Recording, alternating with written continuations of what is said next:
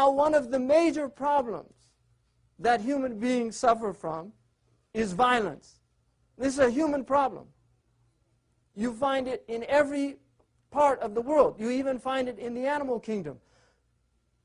Biologists and people that study animals, zoologists, used to think that wars were specific to humans, that animals didn't really have wars. They fought, they were violent, but they didn't have wars. But then they discovered that there are actually animals out there, species of biological life, that have wars. Ants. There are types of ants that have wars. They take slaves. So war is part of the natural order of things, violence. Now, civilization attempts to regulate violence. That's why you have laws. You even have international laws of the Muslims called it siyar.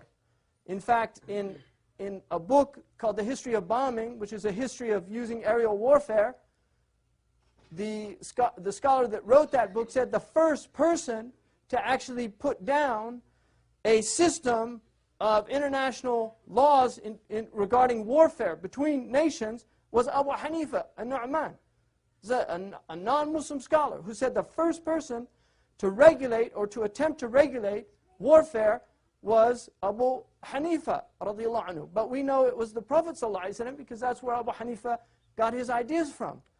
So civilization attempts to regulate violence because it knows that humans are going to become violent, but you have to do something with the violence. So how do you regulate violence? So there are laws. You have coercive laws. Every government uses violence. A policeman carries a gun. Why? Because he's ready to use it to prevent harm. So violence is used to prevent harm in a civilized environment. In an uncivilized or barbaric environment, it's used to inflict harm. And this is the difference between the civilized and the uncivilized.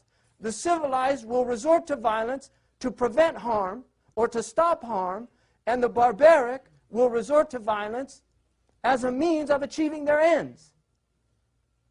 Now, when you have a domestic situation, the purpose that human beings come together cannot be reduced to one purpose.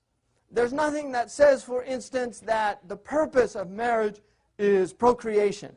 Even though you'll find that, I think it's a misguided statement in books on Islam, because that is not the primary purpose. The primary purpose is actually tahsin al-farj.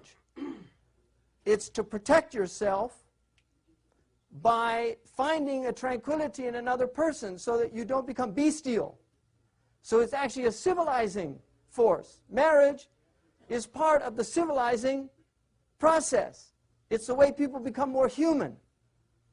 It civilizes human beings when they enter into a marital contract. And that's why when children are brought into the world, both partners accept responsibility for those children.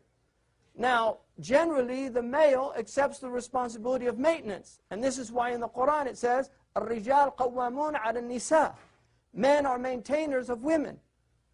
Ibn Ashur, the great Muslim scholar from Tunisia, probably, I think, the most significant scholar of the 20th century, but that's obviously debatable. Ibn Ashur, in his tafsir, says that this verse does not mean that all men take care of all women. But this is the norm. And the Quran speaks to people based on norms. There are women who take care of men, and we witness that every day. There are men who get sick and wives who will work to support their husbands for whatever reasons. You have deadbeat dads. You have husbands that don't work, and the woman goes out and works.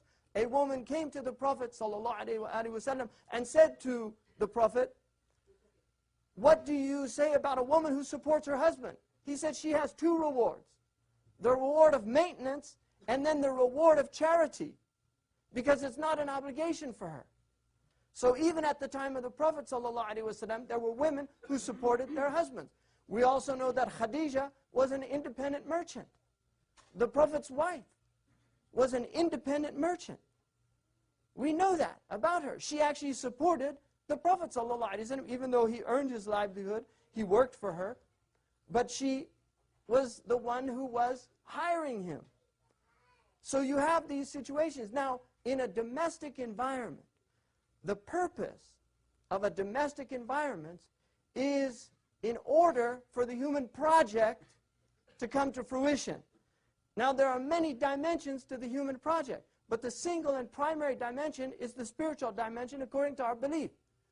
So part of the reason for marriage is that you take a partner in order for the two of you to work towards that goal of becoming pleasing to your Lord. And that's why there are many hadiths that Allah loves marriage. Allah subhanahu wa ta'ala loves people coming together. Allah loves that families are built. Allah loves to see a man exhausted at the end of the day who's earning livelihood to support his family. The Prophet ﷺ said that the real jihad is supporting your family.